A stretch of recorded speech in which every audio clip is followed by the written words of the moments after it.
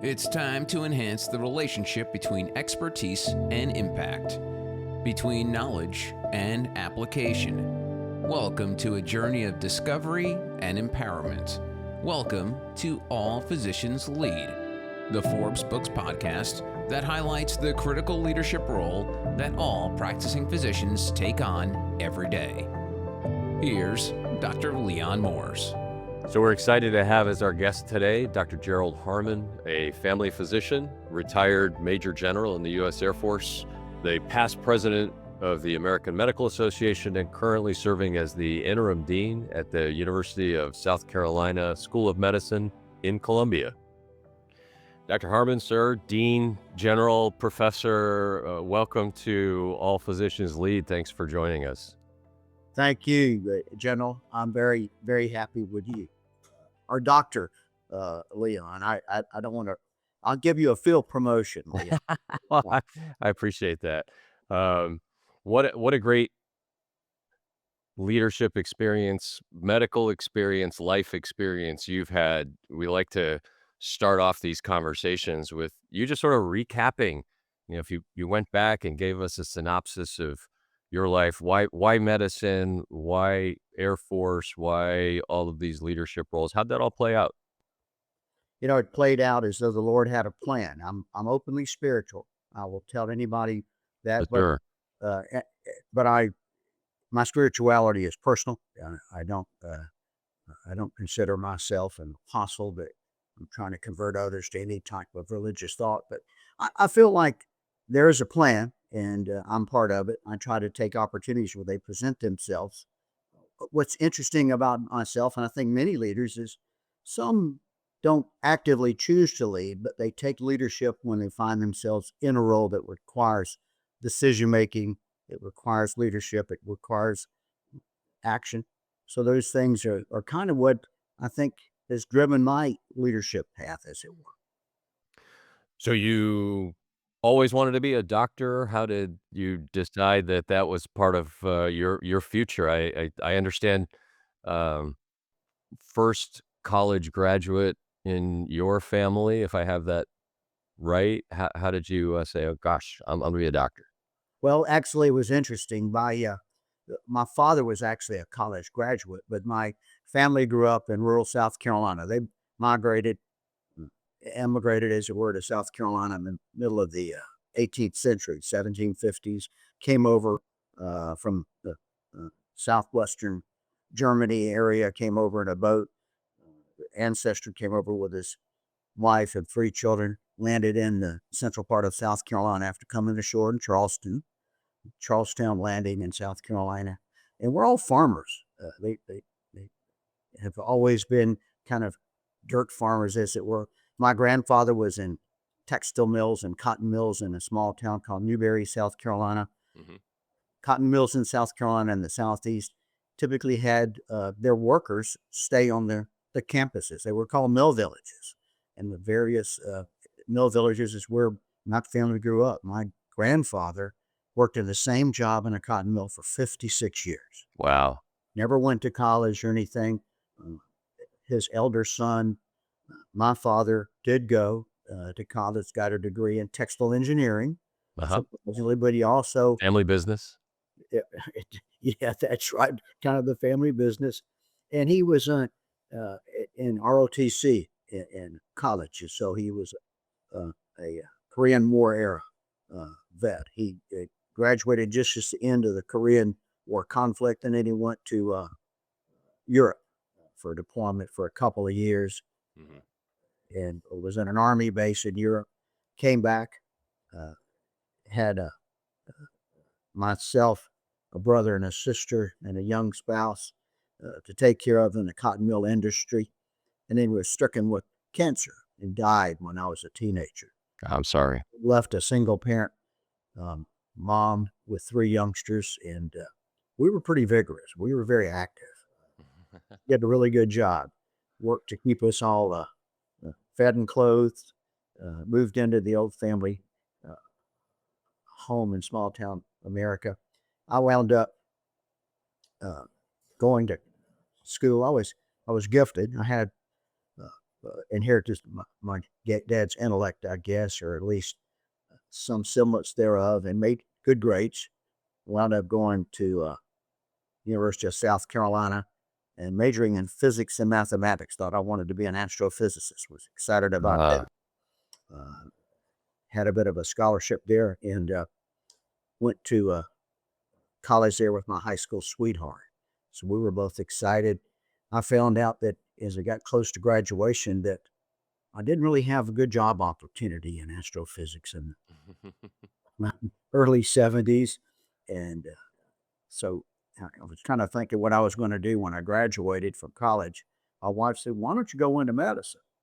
And I said, wow, smart lady. she was a nursing student. And I said, I don't want to be a nurse. And she said, "No, you don't even have to study. You just show up for class and take these grades, and you're bright. I think you can get into medical school." And I said, "I never thought about it. Duh." And I said, "I couldn't afford medical school." But my dad had been in the military, and I respected him. He was in the National Guard and in the Army, had been a captain in the Army. And I thought, well, let me go down to the military recruiters and see what they offer. So you went down to the recruiting office those days. You didn't go online. There was no online. Mm-hmm. The library and check out books and things. And I found out about this stuff called medical school. And I went to the recruiter and said, "Hey, I might like to join the military." And they said, "Well, we don't really need astrophysicists, but you think you can get into healthcare?" I said, "Well, you're the second person who told me that." So I went and looked it up, found out that they had this thing called a scholarship, national uh, helps. I think it was the Armed Forces Health Profession Scholarship, and they would pay for medical school if I could get in. So I wrote letters of application, et cetera, to get into medical school, and talking if I didn't get accepted. Who There's knew? plan, like you That's the said. plan. There's That plan. So I wound up and decided to go into the Air Force, and was an Air Force reservist then when I was in medical school. And then I went to, after I graduated from medical school, I took an Air Force residency and decided I liked all of medicine. I liked family medicine. I liked surgery. I liked everything. But family medicine attracted me the most. And I wound up doing family medicine in the Air Force. Before I had known it, I had a 35-year military career in my rearview mirror. And you talk about leadership, talk about the opportunities. The military taught me all of those things. Yes, it Yeah. did. Sure, you understood that too from your career. Yeah, like, you said before you knew it, 35 years was in the rearview mirror. It's that country song, "Don't Blink," right? Because it goes by very, very quickly, doesn't it? And Leon, what you'll find, and what many people will find, it the doors will open upon them. The opportunities. When I was finished my residency in family medicine at Eglin Air Force Base, which is a very attractive, busy residency. It was the only residency there. And in medicine, if you're in an unopposed residency program in your postgraduate training, you get one-on-one training by board certified experts, by particular leaders in every discipline, whether it's surgery, ophthalmology, orthopedics, OBGYN, excuse me, you name it. You get hands-on training at the foot of the master, so to speak. And they get you really well qualified. So by the time I'd finished my 3-year family medicine residency, I was delivering babies. I was doing operative deliveries. I was doing closed bone reductions in orthopedic clinic Mhm. and appendectomies. I was prepared to be a doctor of all sorts whenever I was deployed within the military system. And it was excellent training. You yourself can testify on how good the military training. They really prepare you for the unexpected. They do because you never know where you're gonna be. Our school up here at the Uniformed Services University's motto, unofficial motto, is "Good medicine in bad places." And so, you end up in some of those places, you can't just call the rep and get a piece of equipment brought in from across town sometimes. You need to figure out what the patient needs and apply it, Yes, in sir. those circumstances, so it's great. You mentioned Eglin. We Uh-huh. didn't quite overlap, but I do have, I won't say fond memories, that's the last phase of ranger school, is right in those that area. So we were pretty close back years and years and years ago. Leon, I'll tell you, as a resident physician and intern there at the Edlin Reservation, I'm very familiar with the ranger school because the rangers would go out there and get those tabs on that Edlin Reservation, very large reservation. That's right. And one of my very memorable experiences was I had to I was on call a lot of the weekends, since they had never had family medicine residents or any kind of interns at Egmont. They took advantage of us, I would suggest, and they put us into various areas. And we would be deployed out to the ranger Italian aid station, so to speak, there, and wind up taking care of them. In fact, my first publication in the Journal of the AMA was a case report about 13 rangers who had done blood brother rituals out there in the rangery where they had, cut their palms or their hand with a knife and blood brother. Well, and one of them had hepatitis A when they did that. Oh, oh, geez. So Kids today, you never get them out to anything. I had 13 jaundice rangers all sick at the same time. So I reported on that in JAMA, and it was another ritual. But that they would do anything. Don't put anything past a ranger. That's right. Yeah, we joke, what the N in ranger stands for, right? And the answer is knowledge.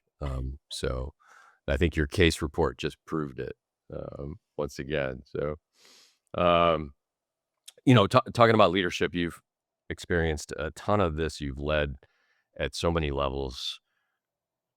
For physicians specifically, if you had to give some advice of the most important leadership qualities, characteristics to our listeners, from your lens, what do physicians need to concentrate on to be the best leaders they can be?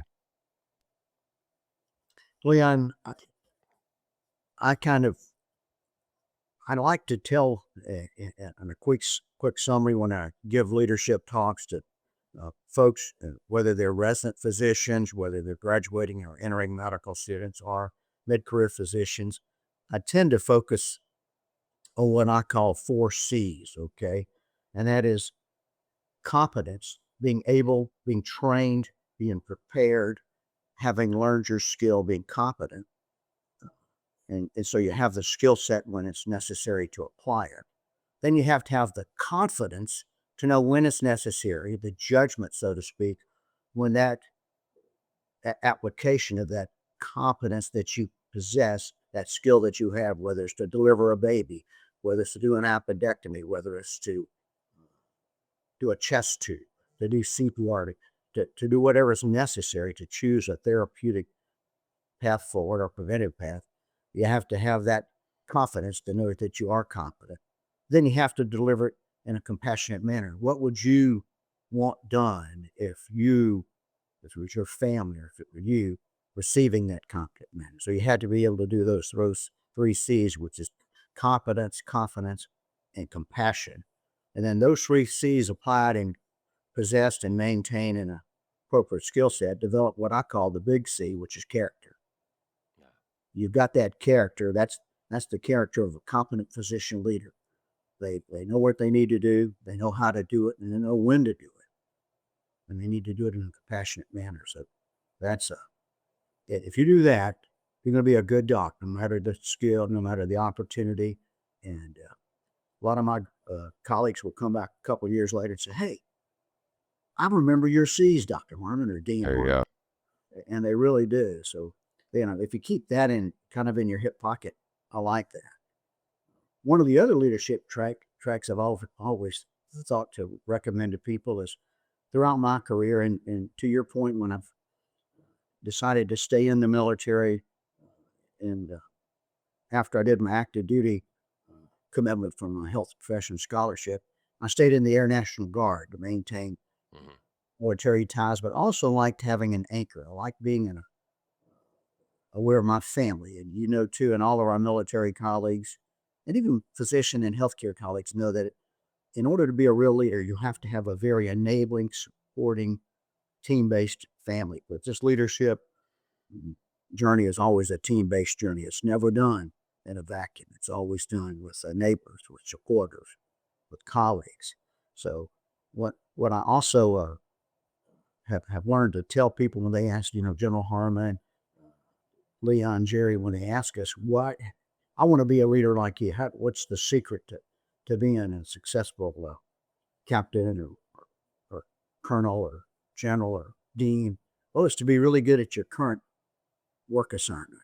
The way to get promoted, the way to get recognized, the way to advance is do your current skill, whatever it is, your current mission, extremely well. Do it with diligence, not with the intent of being promoted to the next rank, but being successful in your current assignment. So leadership tends to develop. I'm not sure the leaders are born. I think they're developed and they realize uh, and get knowledge, not so much wisdom, but they get knowledge just when their experience and their response to their experiences. So that's another key uh, factor in becoming a leader. Yeah, I think that's great. That's that whole philosophy that, the past is behind you, the future is unpredictable, but today is the only thing you can really control. Today is reality. And today is, as you said, the job you're in, the work you're doing, the patient in front of you. That's where if you put, 100% of your effort and do all those things with the C's that you just talked about, you're going to be successful and people are going to recognize that. That's nice. Well, yeah, that's right. And I mean that you, the difference that you have made in your career is that you've taken these leadership experiences and these leadership uh, clues, and you put them down in writing. You put them in a book. You've made them memorialized, and that's something that sometimes leaders, and I appreciate being called a leader, and I'm proud of being a leader, but we get so busy leading and doing that we don't take enough time and discipline to do what you have done in your career and others like yourself is memorialize this, put it in a volume, put it in a book, keep a diary or a log, write it down so that when the time comes to share those experiences and to make sure others learn from them also, you've got them written down. You've got to memorialize, and then you broadcast them as you're doing with this podcast, so that those that are really thirsty for this and uh, who may only just be casually listening say, "Hey, that's a good idea that Leo Harmon guy came up with." The best way to get a better job is to do your present job really well and to be in the moment with, and especially in medical care and health care and in the military too, which is to me are two of the finest professions we can be in, and I'm very blessed to have been in both. You're in the moment, but your focus needs to be on your patient in your presence right there. Try not to be distracted. Try not to carry uh, your personal stuff into the exam room or into the cockpit or into the foxhole with you. All those things. You and I know that you carry all this stuff that's in your head because you're bright enough and self-aware enough that you got a lot going on. But when you're in that operating room, you're in that exam room, you're in that cockpit, you're in that uh, driver's seat of that armored vehicle, you're focused on the mission at hand, which is that patient or that military mission. And that takes focus, that takes compartmentalization, and that is a learned skill there. No, that's so true. And you can put that corollary out to the best athletes in the world and they will tell you, you can't be thinking about the next game or whether you're going to make the playoffs. You can't even be thinking about your next shot in golf or basketball. It's this shot right here. And you don't think about the last one that you put in the water, right?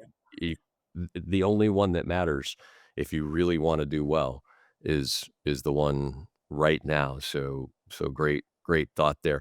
Back to those 4 C's, it's interesting because and thank you for mentioning the book and the all physicians lead concept is that it's not just doctors with a title who are influencing behavior to achieve a desired result, but it's every doctor every day with every patient, with every team member, with your community, with your family. You're constantly having influence and impact. And if you do it upholding those 4 C's that you talked about, those apply to every doctor, not just chiefs and chairmen and deans and flag officers, right? I mean, this is something that every doctor every day should be doing, and I think you said that very well.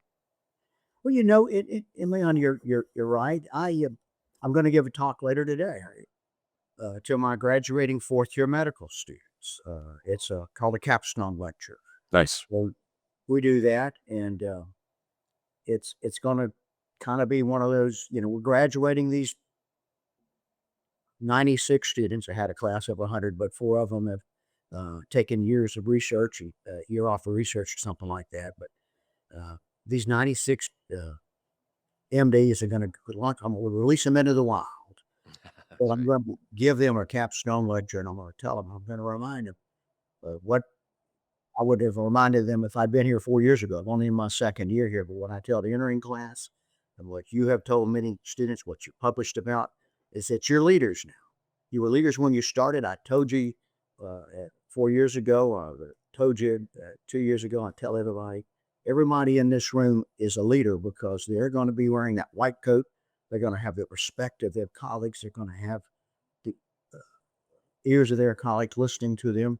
And everything they say, everything they do will be looked at as a role model. And even though they may not want to be, they're going to be perceived as leaders. So they need to wear those trappings, need to assume that role.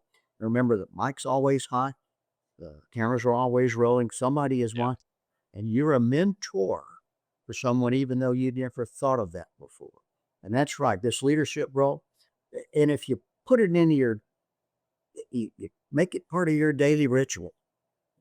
I know it's discouraging, but you got to start every day focus because people's lives, their futures will depend on the decisions you make. I don't want you to go carry that burden of, oh my goodness, I'm not, that's too much. That's burning me out. Just realize it's there, make it part of your ritual and assume it just as any other part of your daily ritual. And it becomes a part of you, part of that character we talk about. That's right. And, I try to emphasize it's not that you're the boss or that you're all that. And I think some people sort of recoil from the idea that, well, I'm not special. And that's not the point. The point is that you have influence, you have impact. That's undeniable. Yeah. The question is not whether you have influence and impact, but whether you recognize it and whether you want to try to improve upon those qualities that exist. You can't deny they exist, right? And you embrace it. And if you embrace it, next thing you know, it's kind of fun. Yeah. And you get this internal reward that I made a difference today.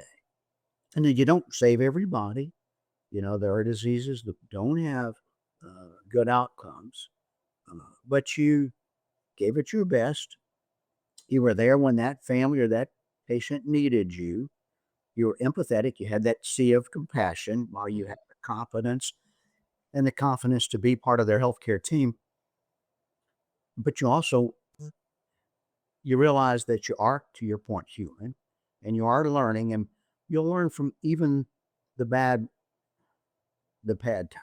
They'll teach you uh, maybe some opportunities, some experiences to handle those difficult times. Now, there's never, to your point, there's never an easy way to do a difficult thing and have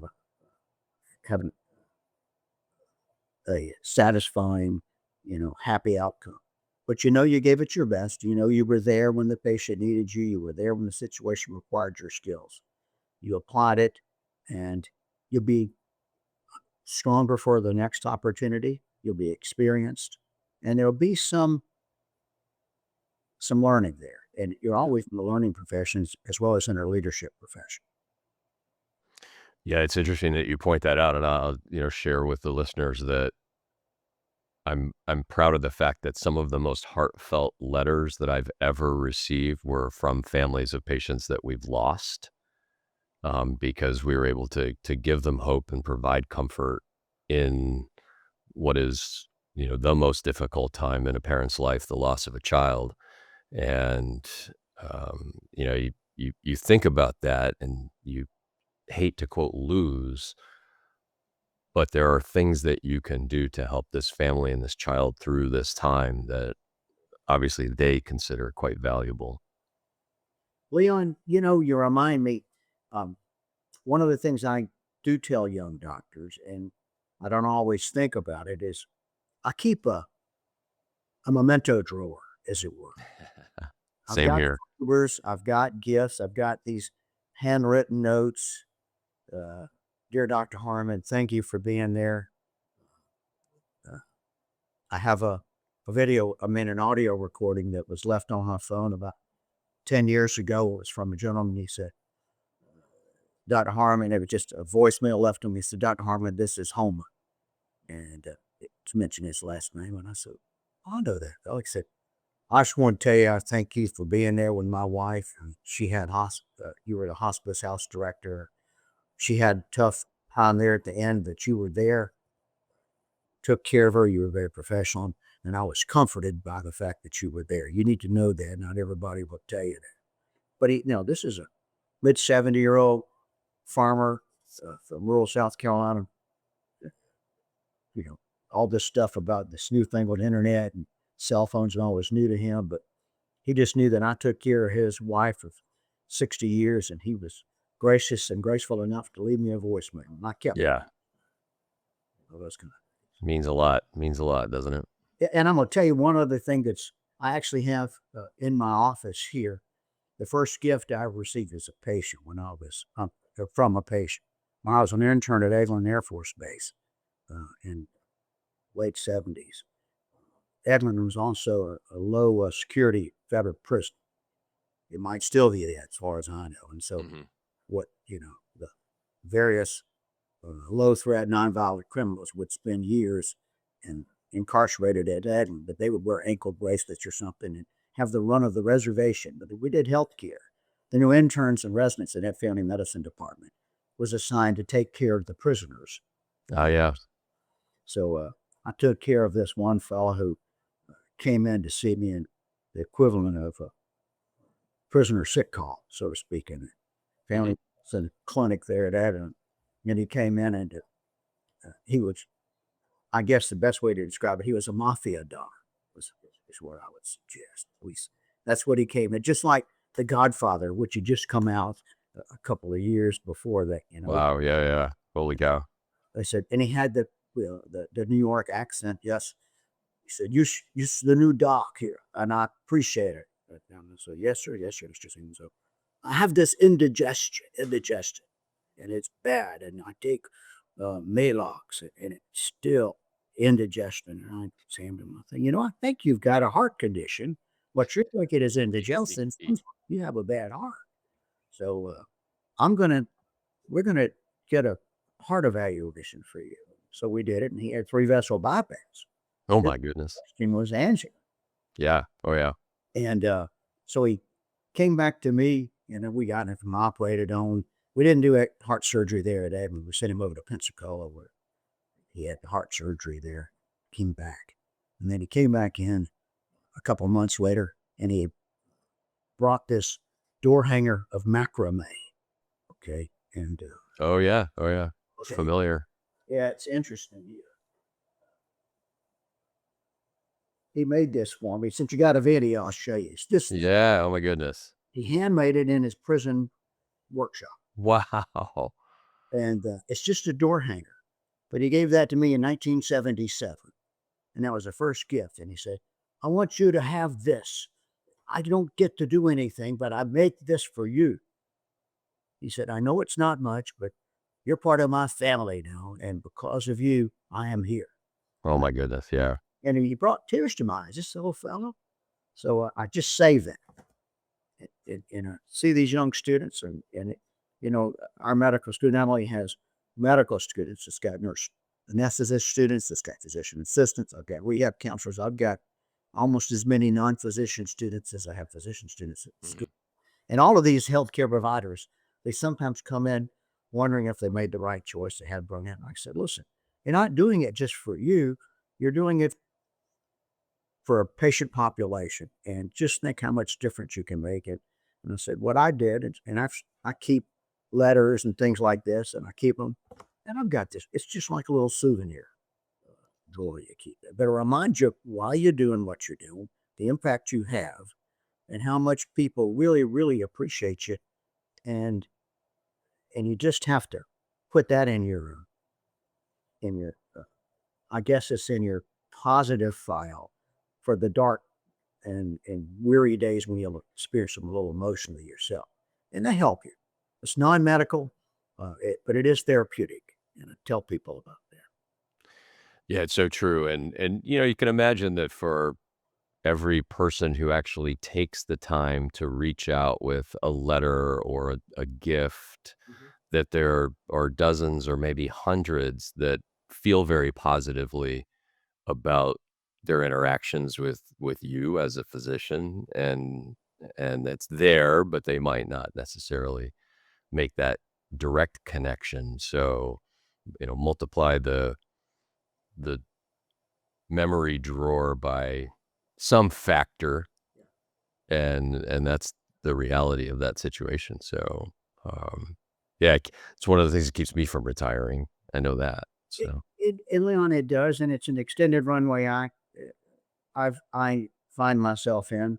I I would have considered myself retired when I left the military in 2007 at a 35-year career. And then next thing you know, I was in a 10 or 15-year AMA leadership path for the American Medical Association. notice that.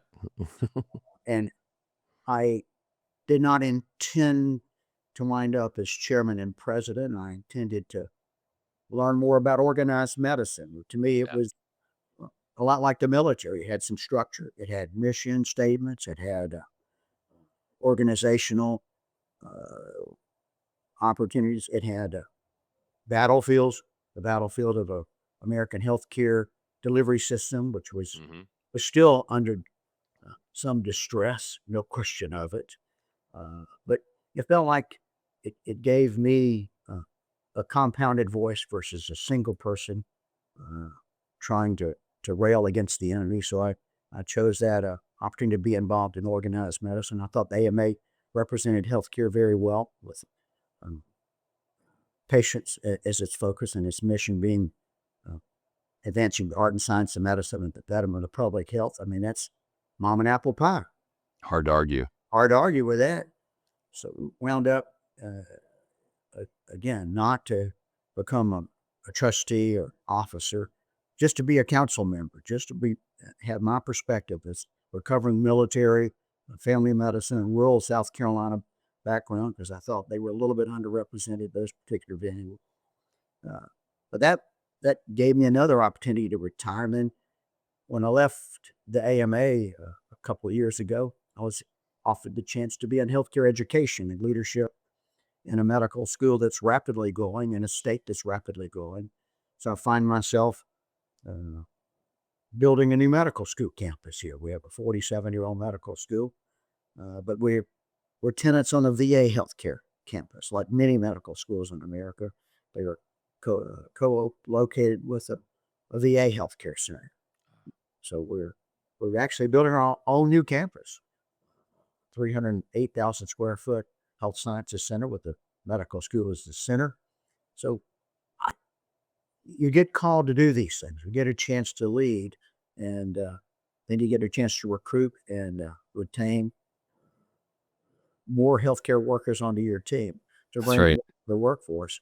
And again, to handle this rapidly growing area in the South that is seeing an influx of patients and industry, just the challenges of growth. And as they come into the area, they bring in more and more of a disease burden, public health needs. We got to expand that. And I find family medicine to be the perfect discipline um, to apply that skill set. It's really exciting. And then we get to recognize, to your point, all of us, as we go into the healthcare profession, get a chance to answer the public's needs Mhm. at the local level as well as the federal level.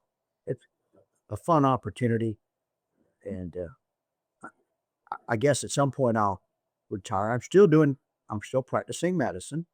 I've received over the last couple of months my VA healthcare provider, so I'm trained now in VA medicine. I'm not an expert in the healthcare record, but I can point and click into VA healthcare. I don't think any of us are experts in the electronic records. So I still appreciate medical students and residents. I still have an occupational medicine uh, clinic, as it were, and now I'm a VA healthcare provider too. So, like a lot of doctors, I have a hard time giving up. The family medicine discipline perhaps is a little more uh, conducive to extending runway. As a surgeon, you can understand that motor skills are really highly in demand Mhm. for various disciplines that are operators, that are interventionalists, that have to worry about uh, eyes, ears, hearing, motor skills. Uh, Family medicine, some of our less interventional skills. I think we can stay in the game and be competent and still be a contributing member, especially in educational opportunities and research. And I encourage all physicians to think about extending that runway and not artificially imposing um, a retirement date. Yeah. Yeah. Yeah. I mean, that experience and judgment, certainly there's new information coming in such volumes that I don't think any of us can keep up completely, but the the judgment is irreplaceable, and being able to give glimpses of that judgment and experience to residents, medical students, junior faculty is priceless. So commend you on that continuation. And when I listen to you string those experiences together, the one word that just unites all of them for me is service. Really service to others, others before self. Um, Certainly, when we go into medicine, we don't typically have to worry about putting food on the table, but we don't do it for the financial reward. I don't think you could sustain it if that was your primary goal, but rather to serve others, and that's what allows you to get called in the middle of the night and go in or work extra hours on the days and weekends because it makes you feel like you're providing that service. So thanks for continuing to do that in so many realms. Well, Jan, thank you. That service though, and I do agree. And I was just at a double AMC meeting, Associated American Medical Colleges. Had a spring meeting, and the discussion about service did occur. There was a young two resident physicians, residents and fellows, who talked about the perspective of the resident fellow community as they entered their professional careers, and they're not interns, they're senior fellows or chief residents, and they're concerned about their work-life balance. And I understand that. Your generation, my generation, we probably sacrificed too much of our work-life balance. We Mhm. really did. But we were enabled by our families. My spouse of 53 years has been my enabler in chief. She's the one who told me to go into healthcare, Yeah. suggested that, but she's my enabler in chief. She's a career nurse. She worked as a nurse educator, an office nurse, a hospital nurse, nurse administrator, a hospice nurse, and the last 15 years was a school nurse. So she's been throughout the spectrum of nursing, Wow. Yeah, that's a broad experience for sure. broad experience, but she also probably, one of her major contributions to healthcare was enabling me to have a leadership role in medicine that helped educate a lot of others and helped have an impact on healthcare beyond the reach of my one stethoscope. I guess I tell people I can only touch so many people at a time with a stethoscope, but if I get an opportunity to be president of the AMA, dean of a medical school, uh, deputy surgeon general for the Air Force, then I can impact the lives of hundreds of millions of Americans. And so that leadership opportunity was enabled by uh, a very supportive family. And we don't want to forget that. So when I talk to these young residents and physicians in training about work-life balance, they want to have all this impact too. They too need to figure out how to balance and compartmentalize and carry their families with them in this leadership role and recognize that they're going to have some time. And we as colleagues, we need to tell them, hey, you got to take a day off. You got to rest a little bit. but not in the middle of a case, not in the middle of an emergency or something like that. Right. Best you can with this work-life balance. Be able to compartmentalize, just as we talk about compartmentalizing bad results and compartmentalizing and putting somewhere in your cortex the bad times and then uh, buoy it with the good times and the memory drawer and the letters and all the souvenirs you carry. You have to find out some way to internally balance that work-life commitment so that you don't take your work home with you. You don't uh, take it out on your family, your neighbors. Mhm. That's a learned skill. That's not something you always want. So I try to also demonstrate that, and I know you do too, and you talk about it in your writings. This leadership journey is not a solitary journey. It's one where you have colleagues, you have family, you have supporting help, friends. That's something you have to work at. It does take some. You have to schedule some time. You really do. That's what led, of course, to the work hour limitation of 80-hour work week. Because I know I'd work 120 hours. I mean, I'd be on call every night. You have to actually. Sometimes you have to take the keys from them. You're not safe to drive. You have to take the stethoscope. You're not That's safe. right. Have this stethoscope. Hold that scalpel. Let me take it from you a little bit. Get your stuff in gear. Your colleagues are probably your best therapeutic agent in there. Not to judge you adversely, but to support you sometimes when you don't know you need that support. Yep. Skill too. Yeah, that's the old joke that we used to have. How do you hide a $100 bill from a neurosurgeon? You tape it to their kid's forehead, um, because they never get to see him. But all humor has a little kernel of truth to it, right? And It that's does. It yeah, does. And that whereas the highly focused leadership does require humanism in its core. And that's a difficult balance. You and uh, I remembered the folks when I was growing up in the old days, in the early 70s and early 80s, when you were the resident physician, you'd get whacked with an instrument across your hand or something. Don't do that, yep, And I would see instruments thrown across in an operating room. You would too, I'm sure. You've got to control those emotions, and you don't have to throttle your uh, uh, enthusiasm. You don't have right, to throttle your skill, but you just need to balance it. And it takes college to help us. Very few can do that with the inborn skill. That's something that has to be trained, and that's why some of the higher intensity residencies, like uh, some interventional specialties, such as pediatric neurosurgery, the highly skill dependent training skills, require 7 or 8 years, not mhm, just 3 years. It takes time to cultivate and then to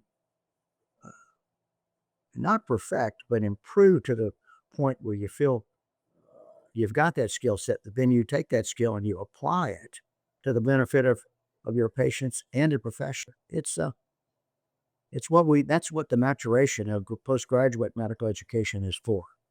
You know, yeah, it's yeah, yeah. Takes a while, and then honestly, I was probably 10 years out from my pediatric neurosurgery fellowship before I got to the point where I felt okay. Now I'm really competent. You can continue to improve, certainly, but Mhm. you do reach a point, but it's not the day you get your diploma by any means for any of us, right? I'm sure, in all specialties like that. You know, you talked about we've been talking about balance here a little bit, and one of the questions that I always like to throw out there for folks who've done, uh, ridden these 2 horses or 3 horses of practicing medicine, serving in senior leadership roles is how do you balance those responsibilities? I think back to one of the times where I was a deputy commander, and some of the feedback I would get from the directors in the organization would frequently say, you know, name one thing Dr. Morse should stop doing. What things should he keep doing? What things should he stop doing? And one of the things that came up frequently in that role is should stop doing neurosurgery. And I, personally sort of railed against that because I thought, if I'm not down in the trenches with the EMR, struggling with the hospital logistics and seeing patients, then I lose a little bit of credibility as a senior leader. But furthermore, I didn't want to give up my clinical practice to be, uh, a senior vice president or a commander. So I commend you for continuing your clinical work. But what do you say to folks that say you got to pick? It's either be a doctor or be an executive. I've got to tell you, I am biased in that I do think, and I think you can see this too. I've seen it in every discipline I have been in, whether it was um, in a hospital in general. If you once you stop seeing patients, you lose a modicum of credibility with the other clinicians. Mhm. Not only with the doctors, but with the pharmacists, with the lab techs, with the nurses. And I know you have decades of experience, but unless you're still in the front lines, unless you're still dealing with that electronic record, with the prior authorizations, with the pharmacy callbacks, with the lack of band-aids in the room or whatever. Yep. Once you're not in the operating room, you don't know where the scrub nurses are or you know, the rotating nurses are, the circulators. Once you're not in the arena, you lose them. People tend to tone you out. It's Yeah, just human nature. for When sure. you're a retired football player and you become an announcer, they know you can analyze, but they know you're not being chased around and dodging tacklers, jumping on fumbles. The same thing in the military structure itself. Once you quitted flying in the cockpit, once you stepped out of the cockpit, you're a former aviator versus a current one. You're no longer uh, fully understand the risk because you're not in the air anymore. You see that, and it's just normal. And when you hang up your stethoscope or your reflex hammer or your scalpel, then they still look upon you for more difficult judgments, but they still do not looked upon as being a frontline operator. And so I think it's important that we maintain in leadership, and I see it in my current situation. The current medical leaders that I work with within our clinical partner still maintain their clinical privileges. Yeah. There's an OBGYN, there's a neurologist. Uh, uh, Now, it is a little tougher, and I'll admit that some of the disciplines require a little more acuity, such as neurosurgery. The reality is it takes a little different acuity to fly a fifth generation fighter than it might to fly a tanker. And I'm not Mhm. disparage my tanker transport bomber crews versus my fighter attack recce crews. But the reality is a different mindset, different neurosurgical mindset, clinical. But as long as you're still seeing patients, then I think you have standing credibility in the ear of your audience. Yeah, and you mentioned ear, and I was thinking about the idea that w- people see you differently and communicate with you differently. So I'm fond of saying that as a leader, you have to remember that God gave you two ears and one mouth for a reason. You should do twice as much listening as you do talking, at least.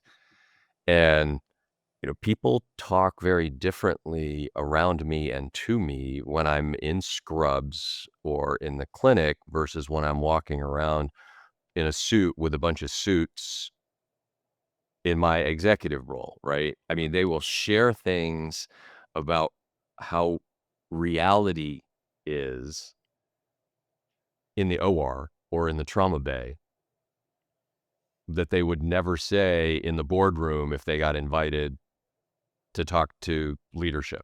Leon, and it goes and extends beyond that too. Classically, and doctors are guilty of this. When we go to the legislators, when I've gone to Washington D.C., when I was uh, chairman of the AMA or president of the AMA. If I wear my white coat into the Capitol, I get a different response than if I wear a business suit. In my state legislature here, we have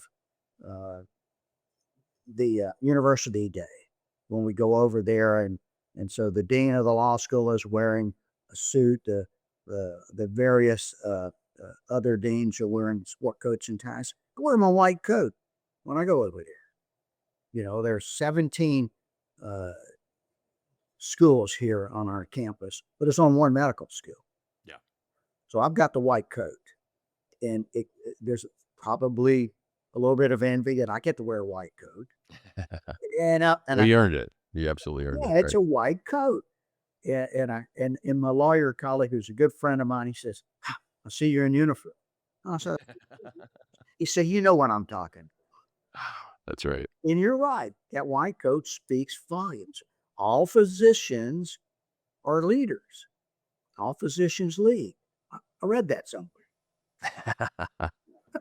Appreciate the shout out. But I'm telling you, and if there's no place where it's more evident than in the lawmaking room. And when you get there and you sit at the table when you're testifying or you're giving a directive or you're explaining something, when you got the white coat, they almost automatically call you a doctor. Yeah. You might not even be a doctor. You could be a white coat from a nurse anesthetist or from a laboratory tech. But they assume you're a doc when you got that white coat. Yeah, it carries, a bit of authority with it for sure. And, it's part of the emphasis in the book and the work that I'm trying to do here, that being explicit with our medical students and residents that this is how others see you means that in addition to your clinical obligation, you have a role model obligation, a communication obligation, an ethical obligation to uphold that mantle that you have voluntarily taken, that others have bestowed upon you. You're representing, centuries of respect and authority by putting that on. Very, very similar to what we experienced in uniform. You wear that uniform. Yes, sir. In the military down the street, you represent everybody who has ever served and ever will serve, and your actions, as you mentioned earlier, the camera's always rolling, the mic is always on. Yes, and I do that, Leon, and that's kind of the role of a leader and a role of a physician educator. I hope I'm bringing the perspective to this medical school and any medical school that I might be called upon to serve in.